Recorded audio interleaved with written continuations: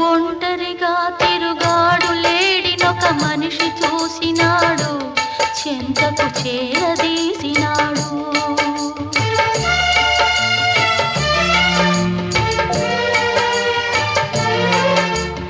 అభము శుభము తెలియని లేడి అతనిని నమ్మింది, తన హృదయం పరిచింది.